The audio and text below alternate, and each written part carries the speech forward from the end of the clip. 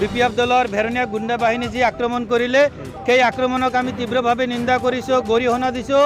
চৰকাৰ তথা প্ৰশাসনক আমি দাবী জনাইছোঁ যে ইতিমধ্যে এই ভেৰণীয়া গুণ্ডা বাহিনীৰ ওপৰত আমাৰ UPPL দলে এজাহাৰ দিছে। সেই এজাহাৰৰ ভিত্তিত সেই ভেৰণীয়া গুণ্ডা বাহিনীক 12 ঘণ্টাৰ ভিতৰত কৰায়ত্ব কৰিব লাগে আৰু উচিত শাস্তি দিব লাগে।